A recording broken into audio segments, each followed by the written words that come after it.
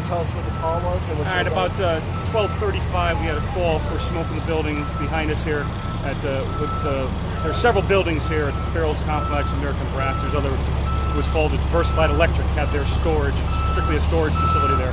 There were no employees in at the time of the fire. They had 2 employees come down that were going to pick up some supplies, and at that point in time, they smelled smoke.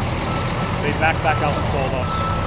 After investigation, we saw what our thoughts are right now is that there was an electrical line that dropped from the roof line with a bad winter and was just sitting on the roof rafters. It was supposed to be dead, but sometimes current runs through these things, and I would think over time what it did is it broke down and it actually caught some arced and caught some of the roof rafter on fire. We had about 100 by 150 foot section of the roof that were involved at the time. We had extreme difficulties getting to it because of the location of the fire. We had mutual aid towns from Derby, Seymour, Shelton, Woodbridge, and Orange, I believe, is in town on coverage also. We had Shelton's ladder, Seymour's ladder, and Derby's aerial in town also. Our aerial truck was out of service, so we had called in for mutual aid. Can you give us a little background of the configuration of these buildings? I see Farrell, they have a small factory. This is Farrell's. The building dead ahead of you, where you see the smokestacks straight up, with the sheet metals right there. That building right there is the building that it was in.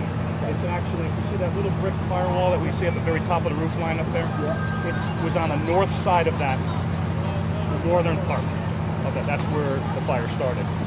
We had 2 issues to contend with. We had a major power issue that we had to contend with because there's so many wires running through this building, we can't run any water until the power was taken down.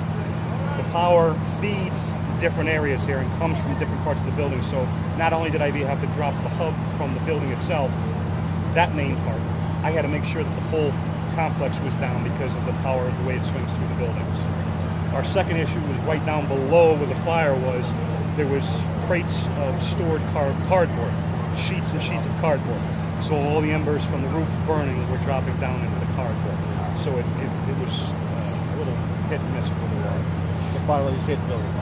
Yes, once we were able to run water, the fire went out relatively quickly for us. It was just a logistical nightmare trying to get to it and get everything into an area where it was a safe zone for us to work. You know, about Burger King?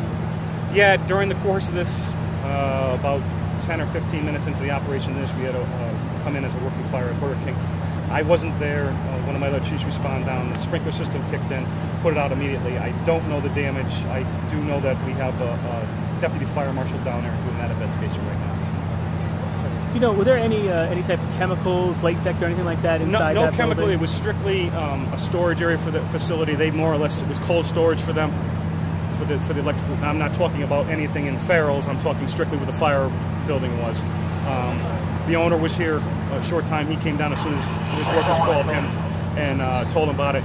We asked him right away. He said nothing to be concerned with as far as any chemicals. It was, again, just cold storage, bulk storage for him, basically. How long did it take logistically to get water on the fire with all that you had to contend with? I would say before we had confirmation from the electric company that the power was down was a good 30 to 40 minutes before we could run fire in that. We had lines in there and ready to go, so they were watching its extent of what was going on.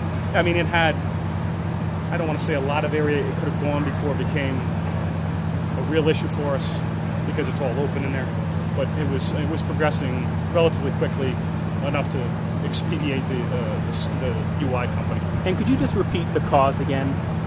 What we're being told is that there was two electrical lines that came. Again, there's trunks running all over the top of this building, all over the top of the building. With the bad winter, we believe that one of the supports for the wires dropped down onto the roof rafters itself, on the outside of the roof rafters. And over time, because of the bad weather and everything, the outside coating must have worn, and it must have arced enough where it finally ignited up in the roof line, because there's absolutely nothing else up there that could have led to this